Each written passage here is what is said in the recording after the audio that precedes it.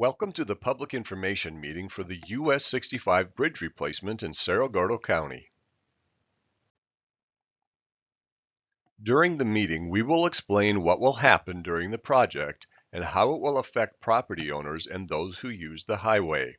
We will also fill you in on the expected construction schedule. Plus, you will find out how you can give us your questions and comments on this project.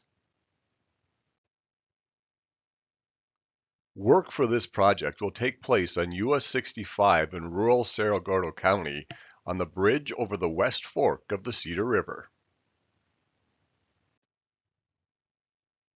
During this project, a contractor will remove and replace the existing bridge over the West Fork of the Cedar River.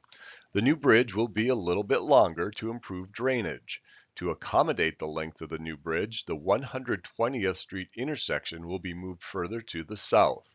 The bridge approaches will also be reconstructed, as well as replacing the existing guardrail.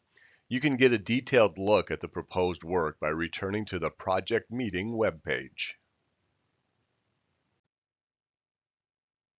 During construction, US 65 traffic will be controlled in phases.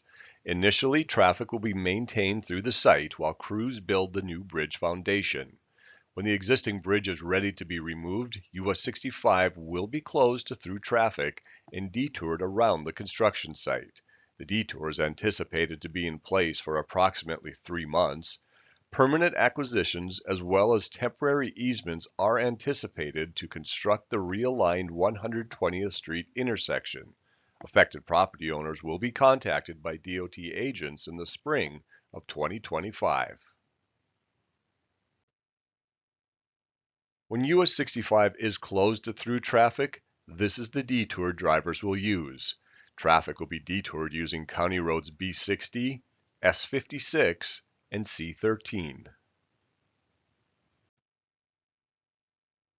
Here's what to expect as the project moves forward. The project is scheduled for letting in the winter of 2025, with construction starting in the spring of 2026.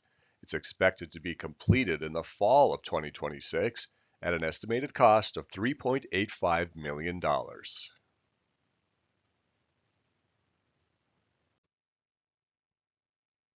We encourage your questions and comments on this project. The best way to contact us is through the online link shown here. Questions and comments through email, phone calls, and in writing are acceptable as well. All comments should be received by January 20th. Thank you for taking the time to take part in this online public meeting.